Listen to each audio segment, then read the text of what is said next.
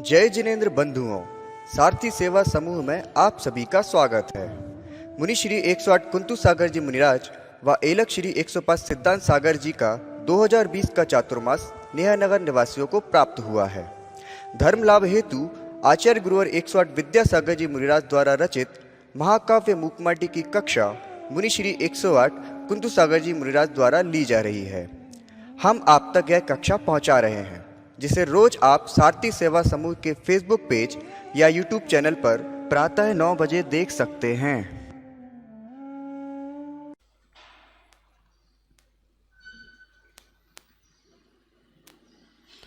ओम नमः सिद्धेभ्यः।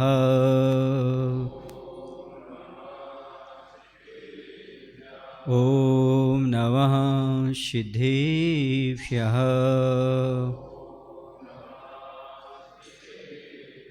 जय श्री ओम नमः सिद्धेभ्यः।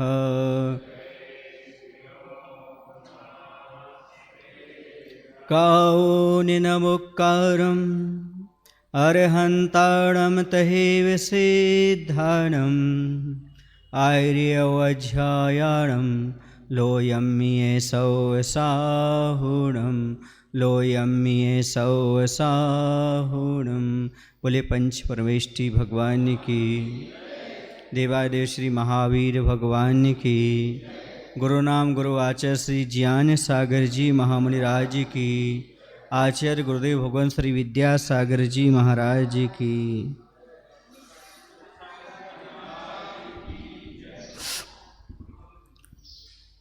कल 5 बातें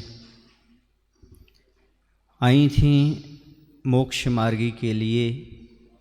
इन 5 बातों का ध्यान रखना आवश्यक है, अर्थात भगवान से यही प्रार्थना करना हम बुरी वासनाओं से दूर रहें, हमारे जीवन में समता परिणाम आए, भावनाओं में हमेशा उत्साह बना रहे, क्रूर भावना ना आए, हमेशा दया भाव बने रहे और निश्चय व्यवहार रूपी धर्म की हमेशा प्रभावना होती रहे। थोड़ा समझने की आवश्यकता थी। धर्म की प्रभावना हो, लेकिन यहाँ पर 2 बातें कहीं, जिया धर्म की और दया धर्म की। जिया धर्म अर्थात आत्मधर्म या निश्चय धर्म, दया धर्म अर्थात अहिंसा धर्म या व्यवहार धर्म। इन दोनों के माध्यम से ही धर्म की प्रभावना होती है। न हम निश्चय को भूल सकते हैं और न व्यवहार को भूल सकते हैं।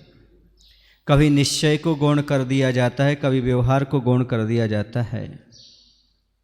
कभी व्यवहार की प्रशंसा कर लेते हैं, कभी निश्चय की प्रशंसा कर लेते हैं, लेकिन दोनों एक ही सिक्के के दोनों पहलू हैं। एक के बिना दूसरा अधूरा है, ये मान करके चलिएगा, और एक के बिना दूसरा प्राप्त नहीं हो सकता, ये भी निश्चित है। दूसरा पाने की कोशिश करते हैं तो पहला गौण हो जाता है, पहले को प्रधानता देते हैं दूसरा गौण हो जाता है। आचार्य कहते हैं कि व्यवहार धर्म छोड़ दोगे तो ठीक नहीं, निश्चय धर्म छोड़ दो ठीक नहीं। यदि हम व्यवहार धर्म छोड़ देते हैं तो तीर्थ का परिवर्तन नहीं हो पाएगा, अर्थात धर्म तीर्थ आगे नहीं बढ़ पाएगा, क्योंकि व्यवहार के माध्यम से ही धर्म तीर्थ आगे बढ़ता है। और यदि हम निश्चय को गौण कर देंगे तो वस्तु तत्व का लोप हो जाएगा, अर्थात आत्म तत्व क्या है, वस्तु का स्वभाव क्या है, ये सब समाप्त हो जाएगा। इसलिए ना तो हम व्यवहार धर्म को गौण कर सकते हैं और ना निश्चय धर्म को। एक बार आचार्य जी ने कहा था, यदि हम निश्चय में ही बैठे रहते, या आचार्य ज्ञान सागर जी महाराज निश्चय में ही बैठे रहते, तो आज हम यहाँ बैठ पाते क्या? वो व्यवहार में आए हम शिष्यों को संभाला और ये धर्म तीर्थ की प्रभावना में सहयोग दिया, ये धर्म तीर्थ आगे बढ़ता जा रहा है। यदि ये धर्म तीर्थ नहीं बढ़ता तो आगे अपन को क्या मिलता? जो निश्चय में लीन थे वो अपने कल्याण करके चले जाते और चले गए होते। लेकिन ये सब उपदेश क्यों, ये सब ग्रंथों का लिखना क्यों? कुंद कुंद भगवान जब तक व्यवहार में नहीं आए होंगे तब तक वह ग्रंथ का रचना नहीं कर सकते, क्योंकि निश्चय में आत्मा के अलावा कुछ नहीं होता। लिखना, उपदेश देना, कल्याण की भावना, परोपकार की भावना, ये सब व्यवहार में ही होती है। रत्नत्रय का ग्रहण करना, दूसरे को रत्नत्रय प्रदान करना, ये सब व्यवहार की है और व्यवहार के बिना निश्चय तक पहुंचा ही नहीं जा सकता। एक बार हमने कहा था व्यवहार साधन है और निश्चय साध्य है। जैसे बिना रास्ते के मंजिल पर नहीं पहुंचा जा सकता, वैसे बिना व्यवहार के निश्चय को प्राप्त नहीं किया जा सकता। साधन के अभाव में मंजिल नहीं पा सकते। रास्ता भी चाहिए, साधन भी चाहिए, तभी जाकर के आप मंजिल को प्राप्त कर सकते हैं। जो रास्ता को गौण किए करके अर्थात रास्ता को छोड़ करके मंजिल पाना चाहते हैं, वो कभी मंजिल प्राप्त कर सकते हैं क्या? नहीं कर सकते। हमारे लिए मंजिल प्राप्त करना है, रास्ते पर कोई श्रद्धा नहीं है, रास्ते को गौण कर दिया, रास्ते को असत्य मान लिया, तो मंजिल पर कब पहुंचोगे? कुछ अंशों में रास्ता बहुत काम का होता है जब तक मंजिल प्राप्त ना हो। हाँ, मंजिल मिल जाने के बाद छूट जाए कोई बात नहीं, लेकिन जब तक मंजिल नहीं मिलती तक जो अनिवार्य। आपको छत पर पहुंचना है, तीसरी मंजिल पर पहुंचना है, बिना सीढ़ियों के पहुंच जाओगे क्या? लिफ्ट भी होगी तो एक पैर तो रखना पड़ेगा उसमें, वह भी किसी न किसी साधन से ऊपर तो जाएगी ना। तो बिना सीढ़ियों के मंजिल पर नहीं पहुंचा जा सकता, वैसे ही बिना व्यवहार के कभी निश्चय धर्म को प्राप्त नहीं किया जा सकता। बिना दया धर्म के आत्मधर्म को नहीं पाया जा सकता। जब तक दया धर्म नहीं अपनाओगे तब तक आत्मधर्म प्राप्त नहीं होगा, और आत्मधर्म वही है जो दया धर्म से सहित हो। इसलिए अहिंसा महाव्रत को स्वीकार किए बिना आत्म तत्व का दर्शन हो ही नहीं सकता।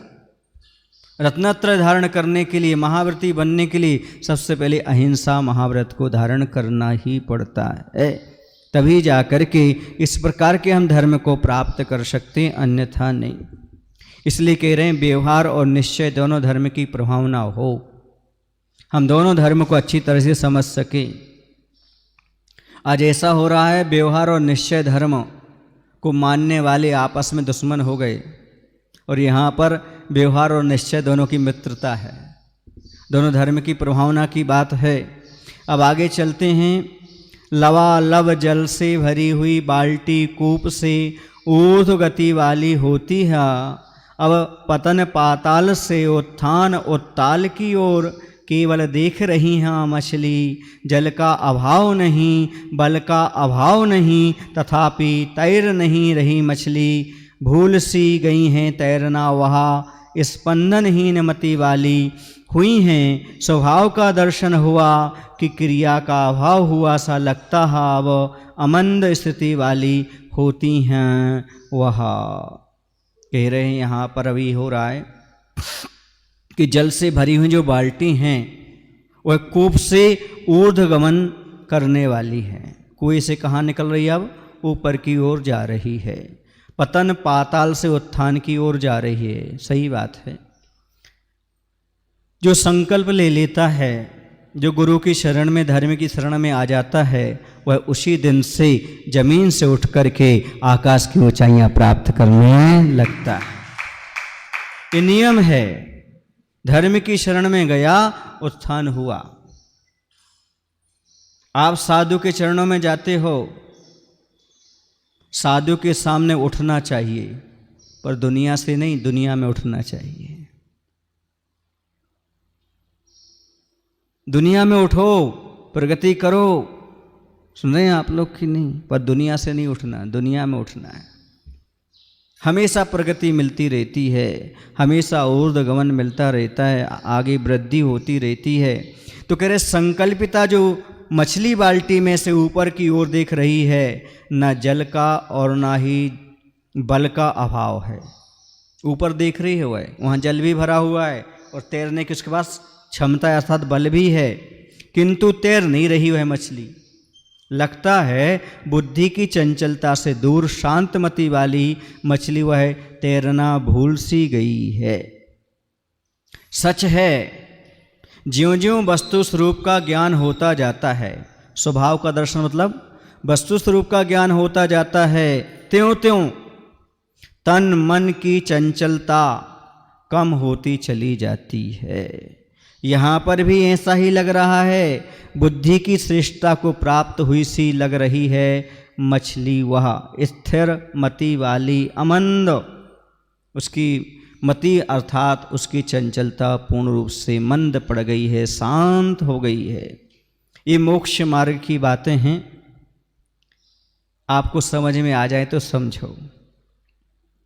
कहने जब स्वभाव का दर्शन होता है, अर्थात जब मुनि महाराज आत्मा की ओर जाते हैं, कोई भी जीव है आत्मानुमुखी होता है, वस्तु स्वरूप को समझता है। वस्तु स्वरूप का अर्थ होता है जो वस्तु जैसी है उस रूप में जानना, जैसे आत्मा शाश्वत है, शरीर नश्वर है, संसार दुख रूप ही है, आदि आदि ऐसे जो वस्तु स्वरूप को समझ लेता है, उसके मन वचन काय की चंचलता समाप्त हो जाती है।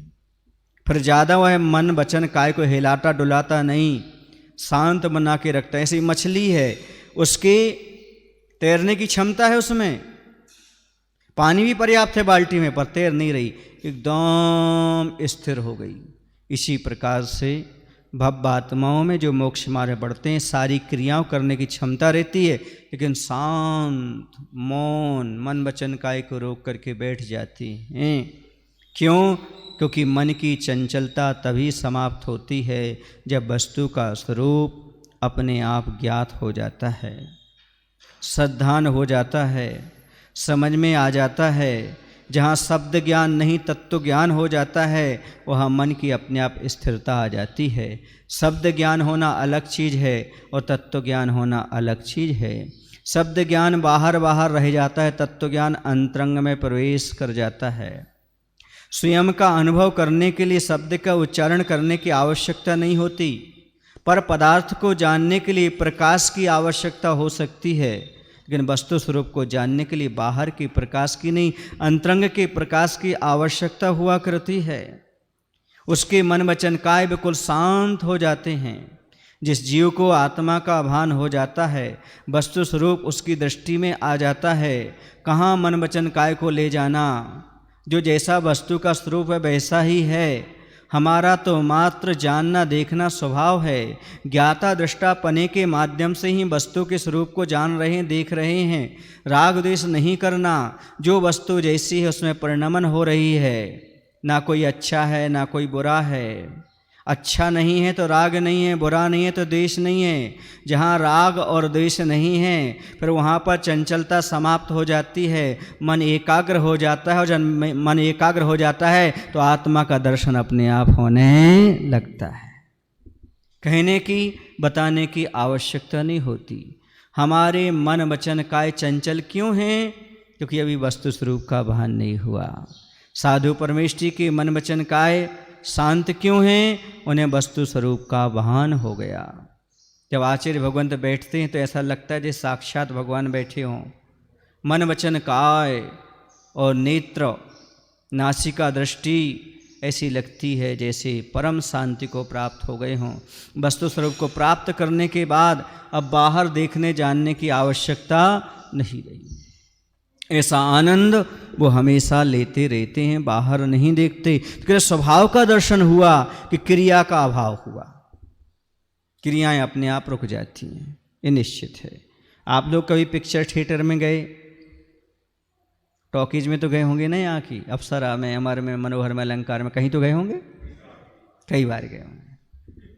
तो जब वहाँ पर आप जाते हो, अंदर प्रवेश करते हो, तो अंदर प्रवेश करने के बाद बाहर का प्रकाश पूर्ण बंद हो जाता है।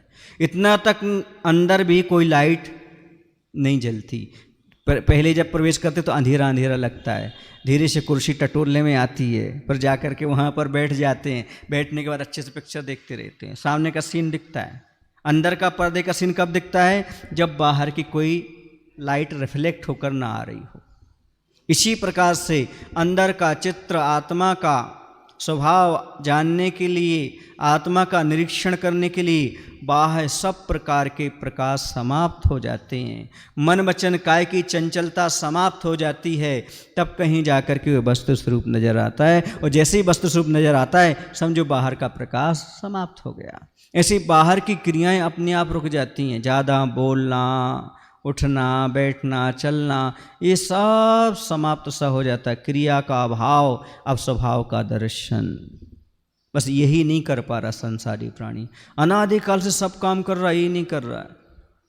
आचार्य कहते हैं अब तक सब कुछ किया, बस सामयिक ढंग से नहीं की इसने, ध्यान ढंग से नहीं किया। पूजन अच्छे से करता है, भजन अच्छे से पढ़ता है, दान अच्छे से देता है, लेकिन सामयिक के समय या तो सो जाता है या फिर मन की चंचलता बनाए रखता है। एक सबसे बड़ी आमदनी यदि होती है मोक्ष मार्ग में तो सामायिक में होती है, ध्यान में होती है। इतना तक लिखा, 5 व्रत यदि पूर्ण होते हैं, सावकों के अनुव्रत आदि पूर्ण, तो सामायिक में ही होते हैं। जो सामायिक नहीं करता, समझो उसके व्रत कभी पूर्ण हो ही नहीं सकते। सामायिक के माध्यम से ही सारे व्रत पूर्ण होते हैं। सारे दोषों का निष्कासन सामायिक में बैठने से होता है। 5 पापों का त्याग करके शांत बैठ करके। ये बताओ, आपने टिकट खरीदा 9 से 12 या 3 से 6, टिकट खरीदा आपने, घर से इतनी दूर तक गए आप, आपसे 2-5 किलोमीटर दूर तो होगी ना टाकीज। कितनी दूर है आपके यहाँ से? कोई भी टाकीज होगी, ये छोड़ करके पास में कौन सी, बाकी तो 5 किलोमीटर तो होगी ना। चलिएगा, आपने 2 दिन पहले से मन बनाया, आपने टिकट खरीदा, वाहन में बैठे, वहाँ तक पहुँचे, अंदर प्रवेश किए, सुन रहे ना? ये सब प्रयास किसके लिए? अंदर फिल्म देखने के लिए। और वही देखने नहीं मिली तो सारे प्रयास, सारा पैसा बेकार गया। वैसे ही सारे व्रतों का पालन करने का अर्थ है वस्तु स्वरूप को जानना, आत्मा में लीन होना।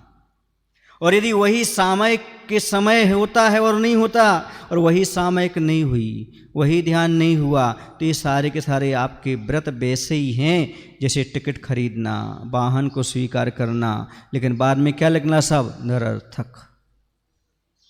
समझ गए ना?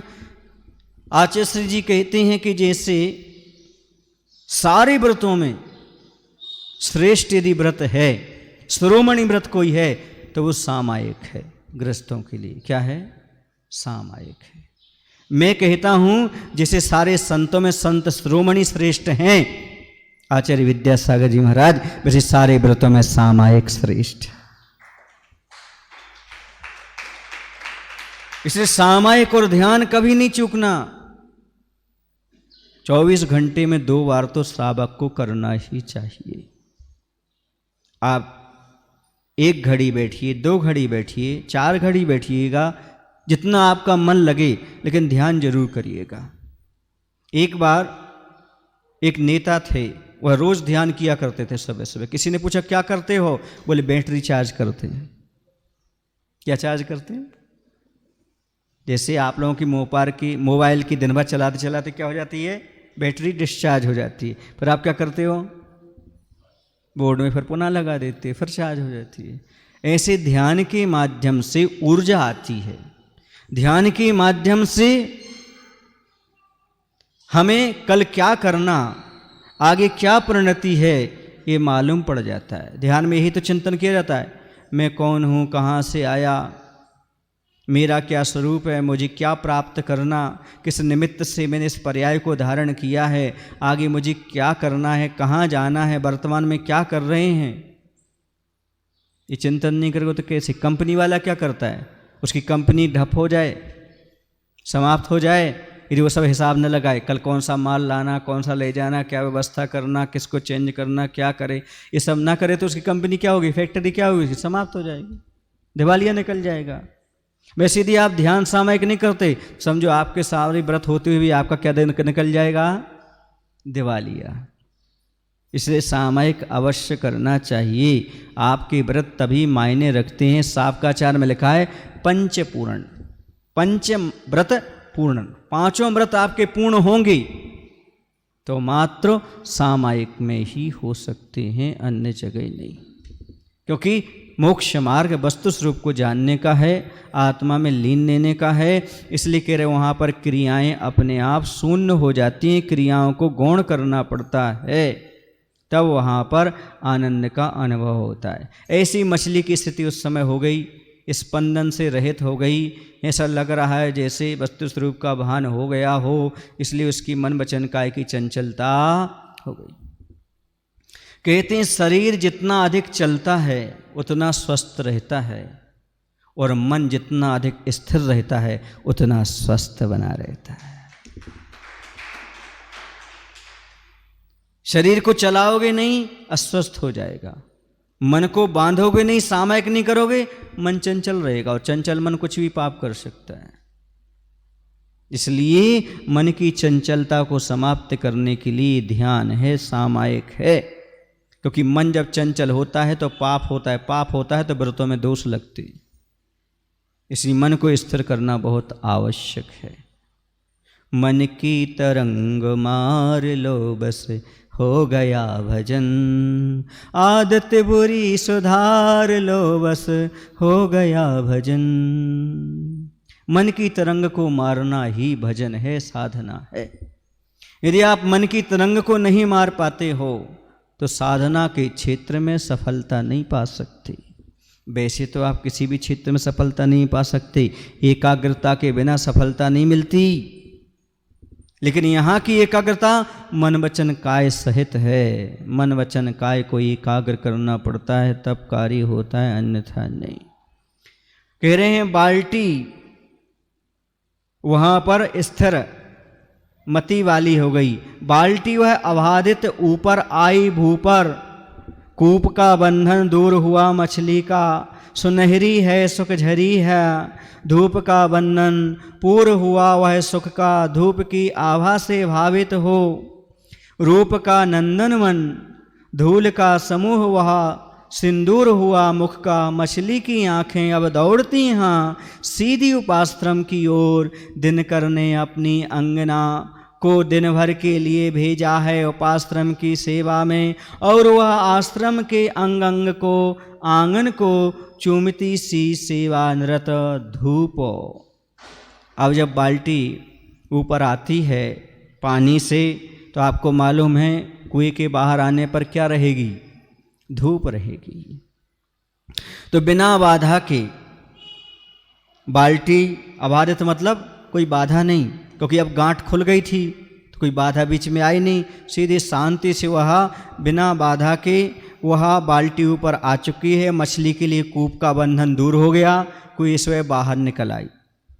मछली ने किया सुख को झराने वाली या बिखेरने वाली प्रांगण में फैली सुनहरी धूप का दर्शन किया। अंगना माने स्त्री, सूर्य ने अपनी स्त्री को अर्थात धूप को भेज दिया।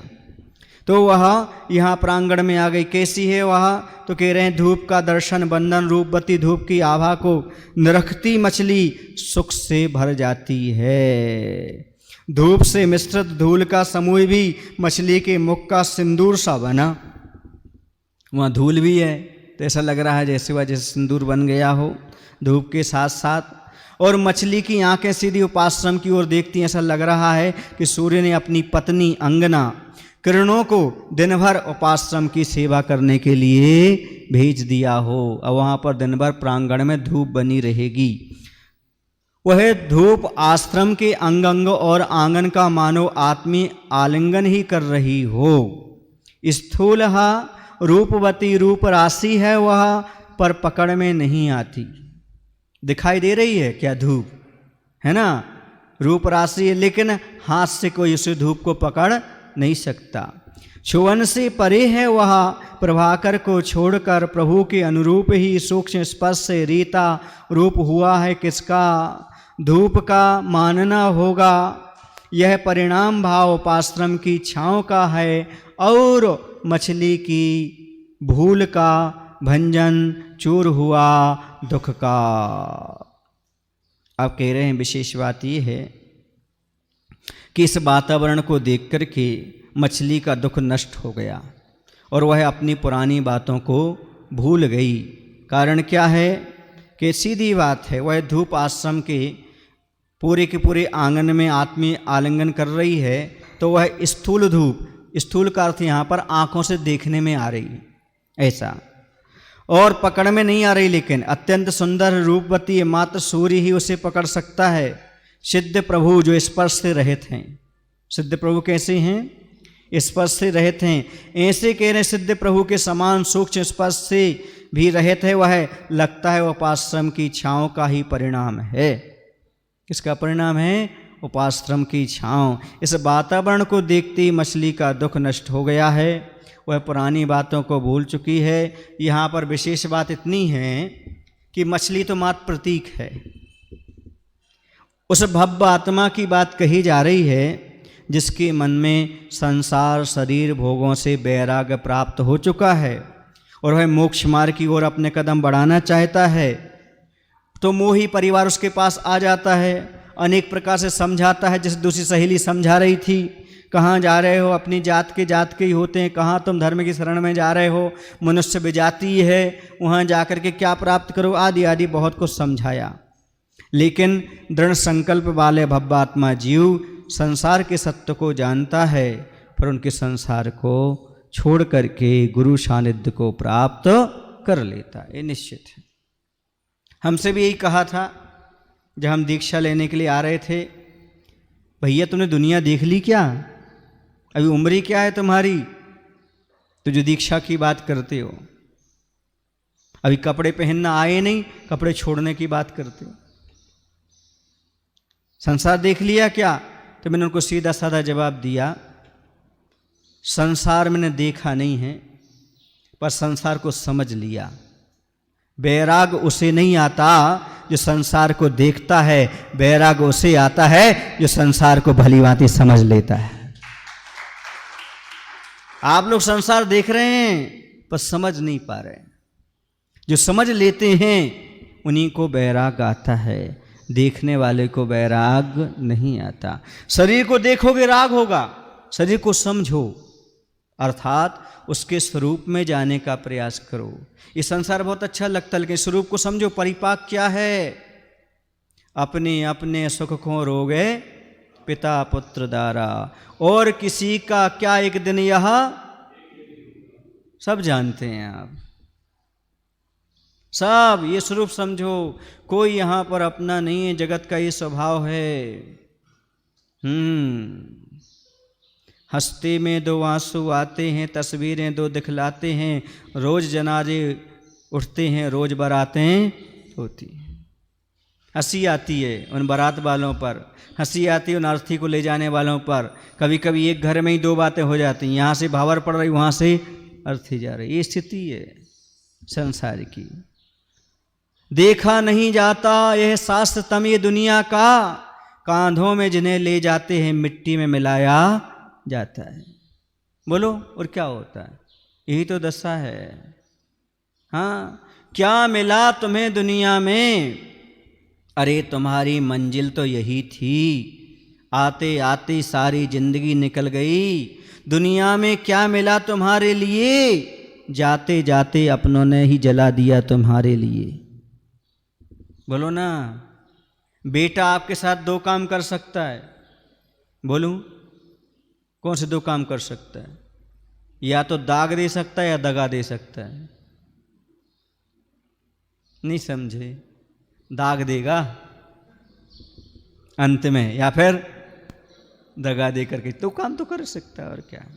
हाँ, जिंदा में दिल जलाया, मरने पर फूल जलाया, और क्या है? इसके अलावा क्या है? इस संसार की हकीकत को जो जान लेता है, समझ लेता है, उसे संसार शरीर और भोगों से वैराग आ जाता है। इस शरीर की क्या स्थिति है? किसी ने लिखा भी है, लकड़ी जल कोयला भई, कोयला जल भई राख, और जा काया ऐसी जली, कोयला भई ना राख। कुछ नहीं, इस काया के पीछे जिंदगी भर पड़ा रहता है, रोता रहता है, अंत में कुछ भी नहीं। शिकायत करता रहता है, सर दर्द कर रहा है, पेट दर्द कर रहा है, घुटने काम नहीं कर रहे हैं, कमर काम नहीं कर रही, आंखें काम नहीं कर रहे, महाराज जी आशीर्वाद दे दो। कहाँ तक कहें इस शरीर की स्थिति कैसी है। ये वस्तु स्वरूप को समझना नहीं चाह रहा है, शरीर को ठीक करना चाह रहा है, मौज मस्ती करना चाह रहा है, लेकिन ये भूल गया इस शरीर की नियति ऐसी है। दुर्जन देह स्वभाव बराबर, मूर्ख प्रीति बढ़ावे। इस शरीर का स्वभाव किसके समान है? दुर्जन के समान। दुर्जन किसे कहते हैं? हमने समझाया था। दुर्जन किसे कहते हैं? हे सज्जनों, जो किए गए उपकार को नहीं मानता। ये शरीर भी दुर्जन वाला है। इससे रोज खिलाओ पिलाओ, एक दिन नहीं खिलाओ पिलाओ तो काम करता है क्या? मानता है क्या? तो दुर्जन उसी को कहते हैं, जिसकी हमेशा सेवा करते रहो लेकिन कभी वह आपके उपकार को स्वीकार करे ही ना। जब आप काम लेना चाहें तब काम आए ही ना, उसी का नाम क्या है? दुर्जन। लड़की लेगा, पैसा लेगा और दिखागा बुत्ता। अब आगे नहीं बोल रहे, बुरा लग जाएगा। जो है सो है। स्वार्थी बच्चों के लिए है, स्वार्थी परिजनों के लिए है कि लड़की लेगा, जिसके साथ शादी हुई थी ना उसको ले गया वो, है ना, बहू। लड़की लेगा, पैसा लेगा और दिखागा बुत्ता। डंडा मारो नहीं, सूखी रोटी खावे, डंडा मारो पूंछ लावे, उसे अच्छो। मैं नहीं बोल रहा हूं कुत्ता। ये स्वार्थी दुनिया की स्थिति है। मालिक कुत्ते को सूखी रोटी खिलाता है, डंडा मारता है तो जवाब नहीं देता, भौंकता नहीं है वो। क्या हिलाता है? पूंछ हिलाता है मालिक के सामने। मालिक ने हमें 2 रोटी दी हैं, लेकिन इंसान 2 नहीं 1000 रोटी भी दे देना, लेकिन पूंछ हिलाने की जगह क्या हिलाएगा वो? आपको पता है। कैसे जवाब देगा आपको पता है। इस संसार की स्थिति हर कोई नहीं समझ पाता, और जब समझ में आती है तो समय निकल जाता है। बोलो ना। 3 चीजें ऐसी हैं जो एक साथ नहीं मिलती: शक्ति, समय और समझ। कितनी चीजें? 3 चीजें: शक्ति, समय और समझ। जब शक्ति रहती है तो समझ नहीं आती। बच्चों में, युवकों में क्या है? अभी शक्ति भी है, समय भी है उनके पास कल्याण करने को, पर अभी क्या नहीं आ रही? समझ। आपके पास समझ आ गई, लेकिन अब शक्ति नहीं बची और समय नहीं बचा। धन्य वो आचार्य गुरुदेव जिन्होंने शक्ति के समय समझ पैदा करके समय का सदुपयोग कर लिया, और हम लोगों को भी शक्ति रहते हुए समझ पैदा करा दी और समय का सही सदुपयोग करा दिया। बच्चे होते हैं, उनके पास खूब समय होता है बच्चों में, पर उसमें शक्ति और समझ नहीं होती। युवकों के पास शक्ति होती है, समय नहीं होता और समझ भी नहीं होती। बहुत कठिन है। ये कुछ महान आत्माओं को ही 3 चीजें एक साथ उपलब्ध होती हैं। जब शक्ति हो, समय हो, तब समझ आ जाए। वरना आप लोग बोलते हैं ना, क्या बोलते हैं आप लोग? चिड़िया चुग गई खेत। अब पछताए होत का जब चिड़िया चुग गई खेत। समय पाए किया नहीं आत्महित हेत। एक पंक्ति आप लोग भूल जाते हो, कौन सी? समय पाए किया नहीं आत्महित हेत, अब पछताए होत का जब चिड़िया चुग गई खेत। अब ऐसा हो जाता है, ये स्थिति हो जाती है। सुन रही ना, आग लगे जब कूप खने, आग लग गई तब क्या कर रहा है? कुआं खोद रहा है। फिर क्या मतलब? कुछ नहीं, ये हो जाता है। ये स्थिति समझो, वर्तमान में आपको आवश्यकता है समझ पैदा करने की, और समझ तभी आएगी जब हमारे लिए गुरु का सानिध्य मिलता है। तो कह रहे हैं उपाश्रम का ही महत्व है कि उसे ये सब चीज़ें समझ में आ गईं। कह रहे यहाँ उपाश्रम के प्रांगण में एक दृश्य दिखाई दे रहा है। एक बहुत बड़ा बर्तन रखा हुआ है, उसकी बात यहाँ पर कह रहे हैं। तो क्या कह रहे हैं, सुनिएगा। एक दृश्य दर्शित होता है, उपाश्रम के प्रांगण में गुरुतम भाजन है, जिसके मुख पर वस्त्र बंधा है साफ सुथरा खादी का, दोहरा किया हुआ, और उसी ओर बढ़ता है कुंभकार बाल्टी ले हाथ में। अब पानी छानने की प्रक्रिया प्रारंभ हुई। उस प्रांगण में एक बहुत बड़ा बर्तन रखा हुआ। सीख लो, कुएं का पानी पीने वाले, उपयोग करने वालों, मुनि को आहार दान देने वालों, कैसे पानी छाना जाता है, यह विधि आपके लिए बताई जा रही है, कुंभकार और मछली को लेकर के।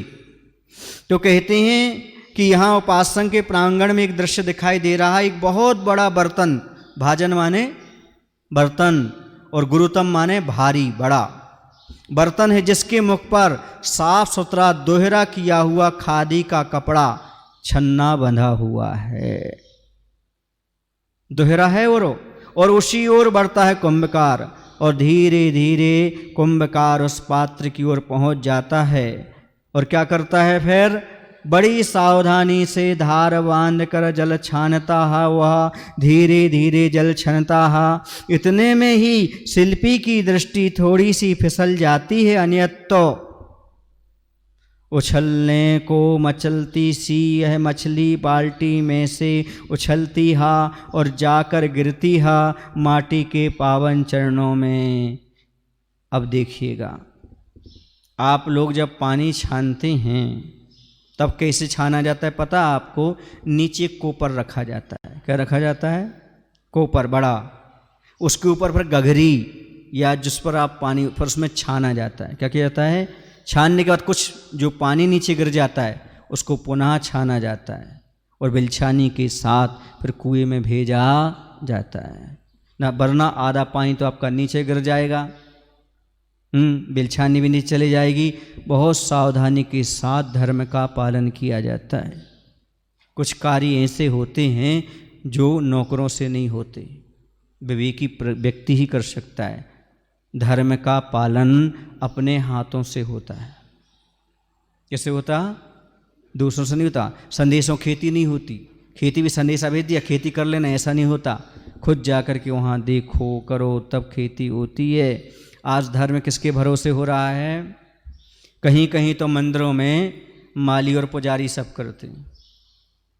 माली और पुजारी इनने बिगाड़ टारी। बिगाड़ समझते? कल बताया था बिगाड़, बघार और बिगाड़। तो ये सब इनसे काम नहीं करना, खुद करना। महाराज खुद करना, हाँ। कहते हैं भगवान की पूजन आदि करना वैयावृत्ति में आता है, अनंत भगवान की वैयावृत्ति। और आप ये वैयावृत्ति का अवसर किसको दे देते हो? मालिक और पुजारी को। वो बिगाड़ टाल देते, विवेक के साथ कार्य नहीं करते। आपके घर में भोजन कौन बनाता है? आप लोग बनाती हैं कि नौकरानी रखी हो बनाने वाली? फिर पूजन की थाली लगाने के लिए नौकर की क्या जरूरत है? वो है अनाज को देखता नहीं। मान लो 8-10 थालियां लगानी हैं, समय कम है, तत्काल पानी डालेगा, ऐसा करके रख देगा। देखा गया नहीं उससे चावल में कौन सा जीव आ गया, नहीं आया, क्या हुआ, कैसा हुआ, बस रख देगा। आप आएंगे, उठाएंगे और पूजन करने लगेंगे। क्यों? थाली लग गई। ये पत्नी का घर नहीं है, ये मंदिर है। यहाँ स्वयं अपनी द्रव्य लाइएगा, स्वयं थाली सजाइएगा, स्वयं पूजा करिएगा, फिर देखिएगा पूजा का फल आपको समीचीन प्राप्त होगा। आज पूजन तो करते हैं आप, उसका फल नहीं मिलता क्योंकि समीचीनता है ही नहीं पूजन में। दूसरे के ऊपर डिपेंड है आप पूजन में भी। अरे ये तो भगवान का मंदिर है, यहाँ ये सब झाड़ू पोछा दूसरे से नहीं, ये स्वयं किया जाता है। यहाँ पर टेबल दूसरे नहीं लगवाई जाती, विवेक के साथ कितनी चींटी कितनी जीव हैं कौन देखेगा, सब चल रहा है। ये सब व्यवस्थाएं स्वहस्त से की जाती हैं, पर आज समाज को ये सच्ची सुविधा हो गई, पैसा दे दो काम हो जाएगा। पाप लग रहा है उसके बारे में कोई सोच नहीं रहा है, पैसा देते जाओ काम होता जाए। नहीं, अपने विवेक के साथ करो, अपनी स्वयं द्रव्य रखो, स्वयं कार्य करो। अभी कोरोना काल में नहीं कह रहा हूं, आगे जो व्यवस्था आप करो वो कह रहा हूं। उस व्यवस्था के लिए आप स्वयं अपने घर से द्रव्य लेकर आइएगा और यहाँ पर शुद्ध पानी प्राशक लेकर के कार्य करिएगा। कुछ लोग तो ऐसे होते जब महाराज की आहाचर्या संपन्न होती है ना उनके यहाँ, तो द्रव्य मंदिर से ही ले जाते, वो ठीक नहीं है। आपने पूजन के लिए फंड भरा है मंदिर के लिए, वहाँ घर के लिए नहीं। आप अपने घर की द्रव्य, हाँ यहाँ से थोड़ा चंदन वगैरह ले जाना तो ले जा सकते हो, लेकिन द्रव्य कहाँ की होना चाहिए? घर की होना चाहिए। हमने देखा, एक सहज बात कह रहा हूँ अन्यथा नहीं लेना, जब आप लोग पूजन करते हो ना तो आपकी मानसिकता है एक पूजन में एक ही चिटक चढ़ाना चाहिए। 8 रखी हैं, 4 रखी हैं, लेकिन आप कितनी चढ़ाएंगे? क्षुधारोग विनाशनाय नैवेद्यम न पामती, एक ही चिटक उठाएंगे वो चढ़ा देंगे आप। 2 रखी हैं, 3 रखी हैं, नहीं, महाराज भी एक ही हैं और द्रव चढ़ने के लिए रखी हुई है द्रव, और बाद में पूरा अर्घ लेकर चढ़ा भी देंगे आप, पता है हमें, लेकिन मानसिकता देखो, एक महाराज कितने चढ़ाएंगे हम? एक चढ़ाएंगे, ऐसे नहीं उठा करके 4 से चढ़ाएं। इससे आपकी मानसिकता ज्ञात होती है। देख लेना आप पूजन जब आप करते हैं चौके में कितनी द्रव्य उठाते हैं आप। रखी हुई हैं 8-10 रखी हुई हैं वहाँ पर बादाम भी, लेकिन आपकी दृष्टि किस पर जाएगी? एक है तो एक ही चढ़ाना है। ऐसा क्यों? वैसे ही फल मिलता है, क्योंकि आदत पड़ गई आपकी बचपन से। एक पूजन कर रहे हैं तो एक ही बादाम चढ़ाओ, एक ही ये चढ़ाओ, जितना चढ़ाओगे उतना ही तो मिलेगा। भावों पर तो सब कुछ आधारित है, पर नहीं, एक आदमी की मानसिकता, एक पूजन करे तो एक ही चिटक चढ़ाओ। क्षुधारोग विनाशनाय नैवेद्यम न पामती, वो 4 रखी रहेंगी, बाद में अर्घ्य में काम में आ जाएंगी, लेकिन 2 नहीं चढ़ा पाता वो। कंजूस बोलें क्या? कंजूस तो नहीं बोलें, क्योंकि फिर बाद में पूरी चढ़ा देते आप। ये मानसिकता है आपकी, अभी मानसिकता बदलो। क्या करो? अच्छी मुट्ठी भर करके चढ़ाना चाहिए। कैसे चढ़ाना चाहिए? द्रव्य कैसे चढ़ाई जाती है? एक बात पूछता हूँ आपसे, हंसना नहीं। आप कभी किसी के लगन फलदान में गए? लगन फलदान जानते हो आप? बोलो ना। उसमें थालियां रखी जाती हैं। हमारे ज़माने के, अभी की नहीं कह रहे, 11 थाली, 21 थाली, 51 थाली तक रखी जाती। एक में कपड़ा रहता है, सुन लेना बच्चों, एक में मखाने भरे रहते हैं, सही है ना? एक में कुछ जेवर भी रखे रहते हैं, एक में फल रखे रहते हैं, एक में नारियल रखे रहते हैं जब लगन में जाते हैं। आप लोग गए नहीं क्या कभी? बोलो नहीं, रखे रहते सब। अनिल जी तुमने देखा कभी? देखा रहता है। 11 से कम तो जैनियों के यहाँ थाली, एक में बतासा रखे रहते हैं, लौंग इलायची रखे रहते हैं। हाँ भाई सही लाइन है, बोलो ना, हम सब बोले क्या? सब रखे रहते हैं, ऐसी थालियाँ सजी रखी रहती हैं, लाल कपड़ा रहता है, उसके ऊपर सब चीज़ें थाली में रखे रहते हैं। क्यों? लगन लगाने जा रहे हैं। बिना लगन के संबंध नहीं होता। वैसे भगवान से लगन लगाने नहीं जाते क्या? बोलो ना। भगवान से लगन लगाने का अर्थ क्या है? बिना भगवान से लगन लगाए क्या भगवान संबंध हो जाएगा? ये पूजन ही ऐसी है जिससे आप भगवान से लगन लगा सकते हो और संबंध स्थापित कर सकते हो। एक सामान्य व्यक्ति से जिसकी 5 पापों का त्याग नहीं है, उसे संबंध स्थापित करने जा रहे हो तो कितनी थालियां? 11, 21 और भगवान से लगाने जा रहे हैं तो एक थाली, उसमें 2 चटक, वो भी पुराने नारियल की, वो दाग लगा नारियल में। कैसे संबंध स्थापित होगा? लगन के बिना संबंध नहीं होता, ऐसे लगन के बिना भगवान से भी संबंध नहीं होता। भाव के साथ द्रव्य का भी महत्व होता है। भाव भी हो, भाव के साथ द्रव्य भी हो। जैसे आप अच्छे भावों से जाते हैं, जितने अच्छे भाव होते उतनी अच्छी द्रव्य आ जाती सामने, बोलो ना। भावों से द्रव्य आती है तो क्या बोलें? एक सज्जन बोले, महाराज जी हम मंदिर जाते हैं, द्रव्य पूजन नहीं करते, भाव पूजन करते। क्या करते हैं? हमने कहा क्यों, आपके पास द्रव्य नहीं है क्या? है। तो हमने कहा भाव पूजन क्यों करते हैं? अच्छा मन लगता है। हमने कहा भाव नहीं है, भाव होते तो द्रव्य तो अपने आप आ जाती। मेंढक के भाव थे, उसे एक पंखुड़ी मिल गई थी, वह वहां चल दिया था पंखुड़ी लेकर के। जब मेंढक को मिल सकती है तो आपको नहीं मिल सकती क्या? एक भावों के ऊपर डिपेंड होता है। चलिएगा, तो हमें विवेक रखना चाहिए हर एक क्रिया में। बात चल रही थी पानी छानने की। इस प्रकार से यदि थोड़ी असावधानी हो गई कुंभकार की, इस तरफ दृष्टि पहुंच गई तो एक मछली थी जो बाल्टी में, वह नीचे गिर गई। अब वो मछली जब नीचे गिर जाती है तो वहां पर क्या स्थिति होती, वही बात कह रहे हैं कि फिर फूट फूट कर रोती है, उसकी आंखें संवेदना से भर आती हैं और वेदना से घिर जाती हैं। एक साथ तत्काल वे अपूर्वता की प्यासी हैं, प्रभु की दासी सी बरीय सी बनी हैं, जिन आँखों से छूट छूट कर माटी के चरणों को धोती हैं वे उजली उजली अश्रु की बूंदें। बाल्टी से निकल कर के वह माटी के पावन चरणों में गिर पड़ती है मछली और फूट फूट करके रोने लगती है। उसकी आंखें संवेदना से भर जाती हैं, वेदना से घिर आती है और एक अपूर्वता जो आज तक नहीं हुई थी उसकी प्यास, अर्थात मोक्ष पाने की प्यास, प्रभु की दासी, भक्त बनने की इच्छा बड़ी सी माने श्रेष्ठ श्रेष्ठ बनी है, जिन आँखों से छूट छूट करके वह नीचे गिरती चली जा रही हैं। उसके आंसू और है फूट फूट कर रोने लगती है, उसकी आंखें संवेदना से भर आई, पुनः वेदना की स्मृति होने लगती है। क्योंकि जैसे वो बाहर आएगी पानी से तो क्या होगी, उसके शरीर में वेदना होगी और उसकी आंखें अपूर्वता की प्यासी हैं।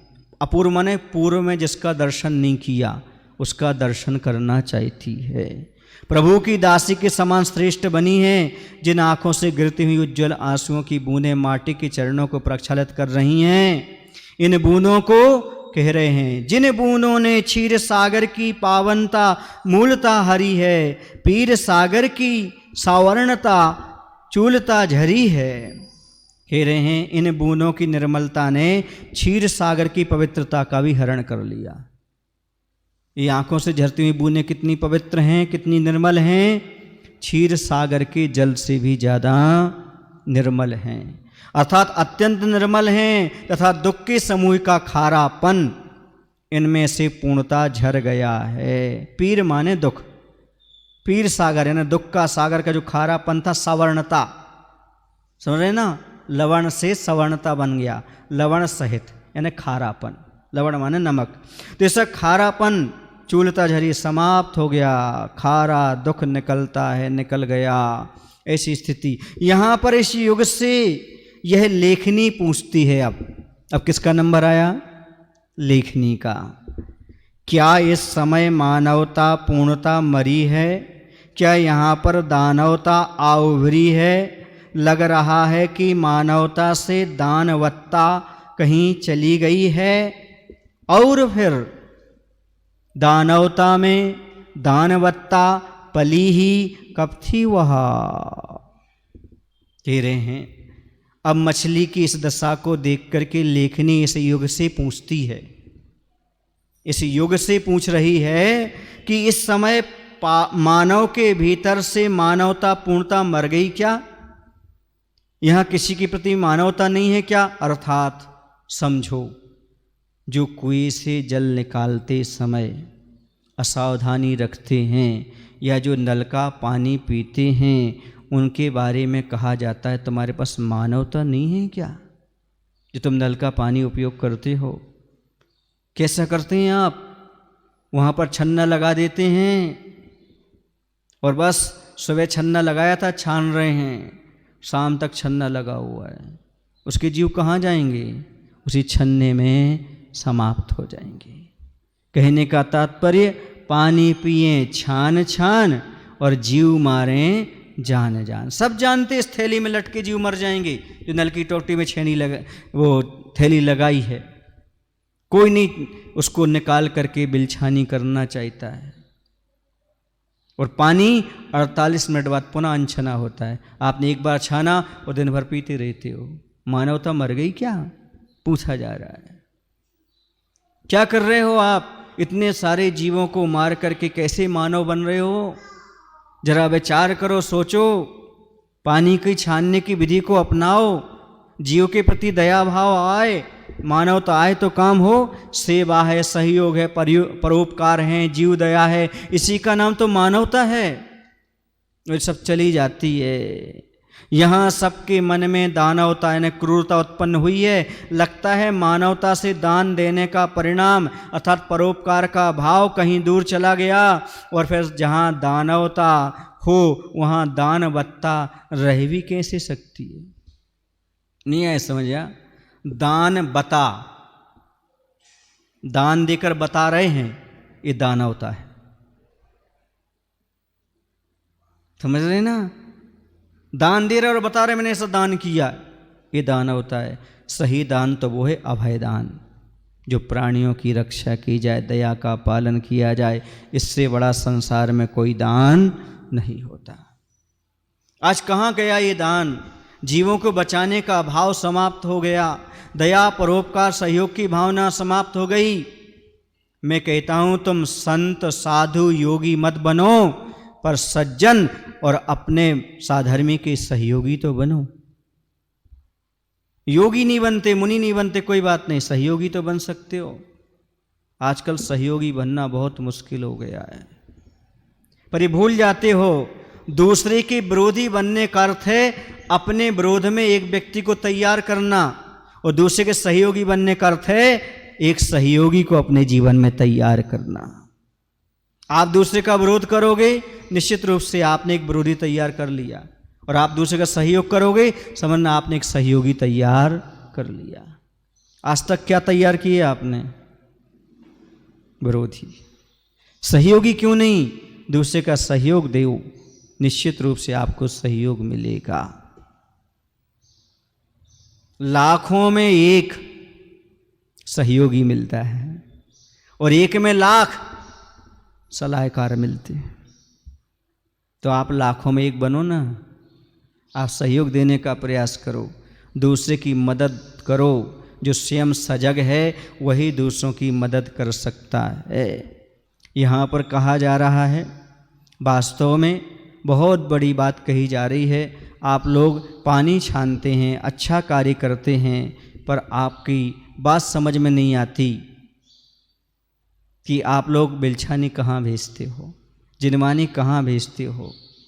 आप अपना जीवन का संरक्षण तो कर लेते हो, उन जीवों का संरक्षण कैसे करते हो?